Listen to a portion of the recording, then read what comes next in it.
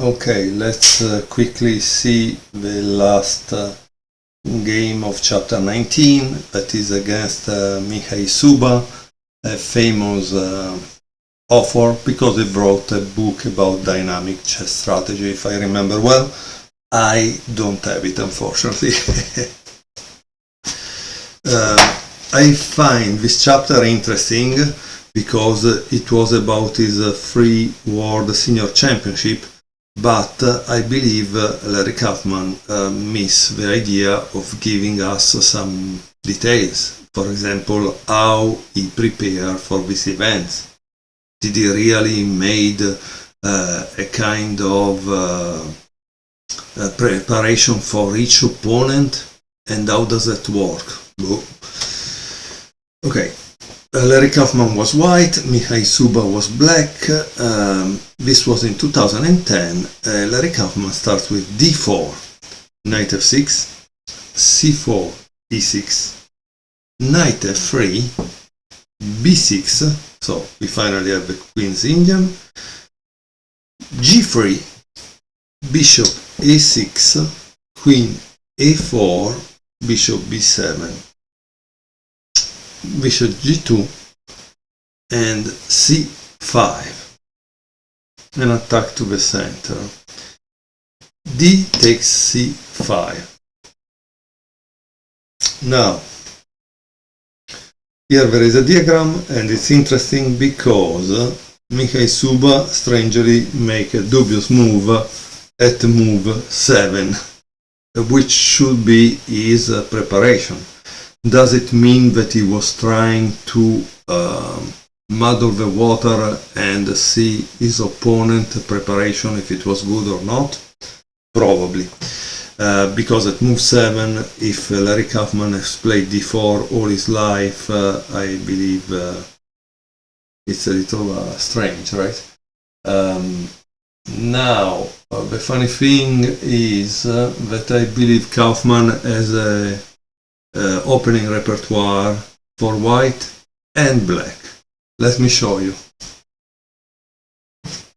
So this is his book, Kaufman's new repertoire for black and white, and the funny thing is that in this repertoire he says white should play 1 e4, not 1 d4. So he strangely didn't follow his own advice, but that's interesting, right? In any case, he must be theoretically well prepared if he wrote a book about openings, right? So why Mihail Suba tried to challenge him theoretically? That doesn't make sense. In any case, he played bishop c6. Here Kaufman writes both recaptures on c5 are better than this, which means b takes c5 or bishop takes c5, which drives my queen to a better square. This is a common theoretical position, so I was surprised that my 2008 co-champion didn't know this. Both. Queen c2 and b takes c5. The capture with a bishop looks better here, since black can put a knight behind the c5 pawn, where it wants to be. So he says it was better to take with a bishop now. Castle, bishop e7, knight c3,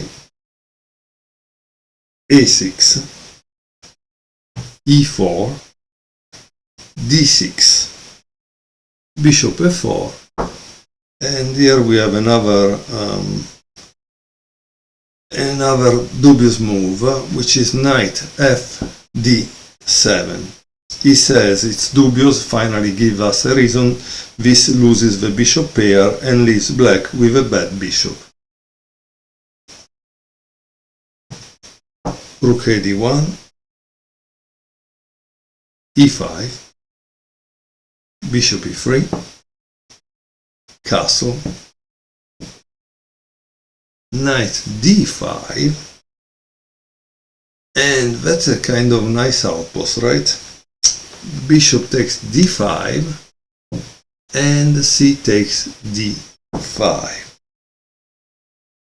I think now the thing is knight d2 and knight c4, maybe attacking the back foot pawn. Oh, let's see what he plays. Black continues with a5 and white plays knight d2. Yeah.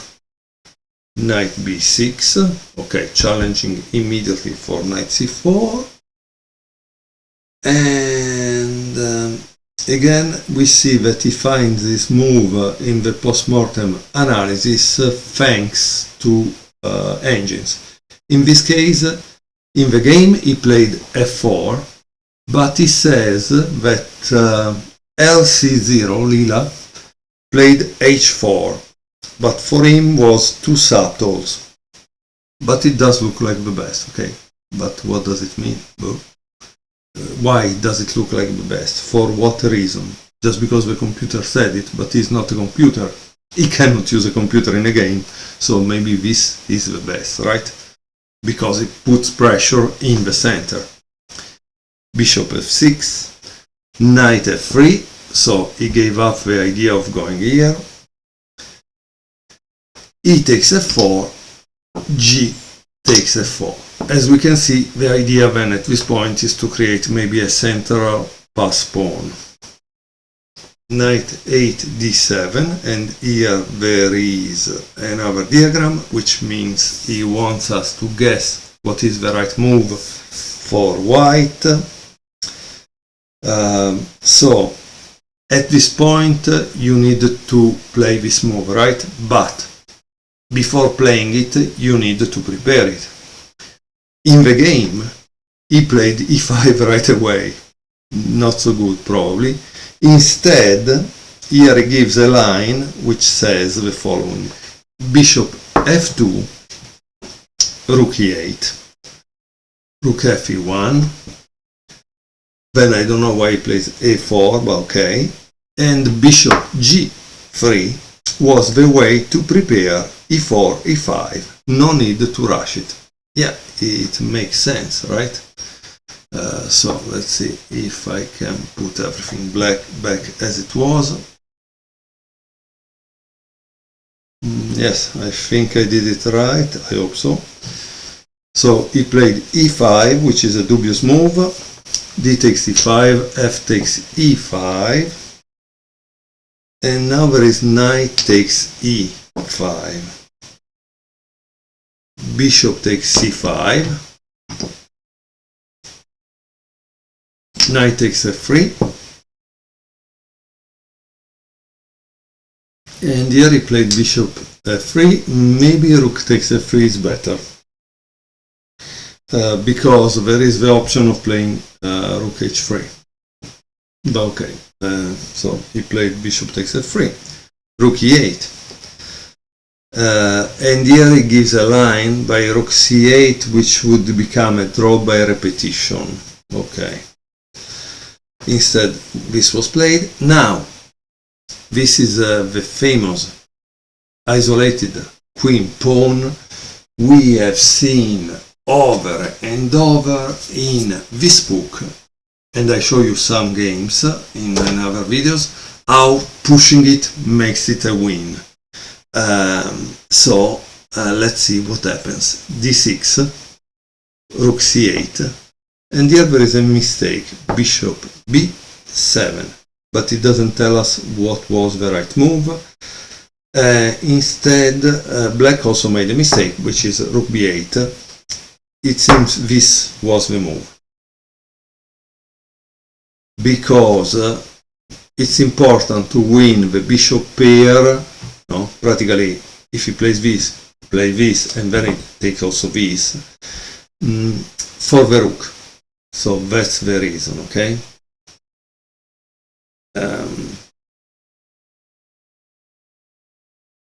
Okay, so remember also that once you lose this, if you move the rook on c1 to try to defend that, in reality after the exchanges there is a bishop d4 check that gets back, right?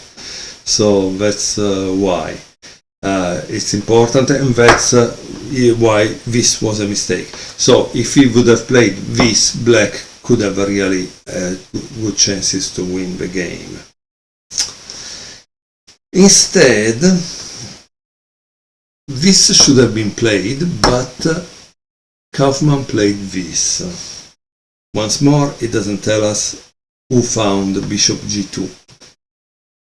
Rook e5, bishop f2, rook g5, bishop g3, and now there is knight c4, a mistake. It seems the right move was h5, probably with idea h4. So he played knight c4, and now there is queen c6, knight e3, d7, and now there is knight takes f1, another mistake.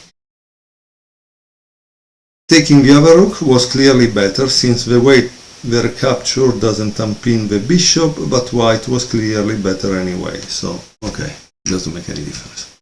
So it's not a mistake if it doesn't make any difference, right? Only now was I sure I would win. Okay. Bishop e5, rook e1, yeah. f6, queen e6 check, king h8, and now, of course, bishop c8, because at that point the pawn will become a queen. And here black resigned. I hope you enjoyed these 3 games from Chessboard Options, a memoir of players, games and engines. The book has clearly a lot of chapters about his career, about engines. It's an interesting book that you can read. Of course, it could be improved in some ways, because we are not maybe at his level of preparation, but hey, there are a lot of nice games, there are a lot of interesting stories that obviously Mr. Kaufmann collected over the years, being over 50 years in chess. So it's something that it's a book that is interesting to have, in my opinion, and that's why I got it.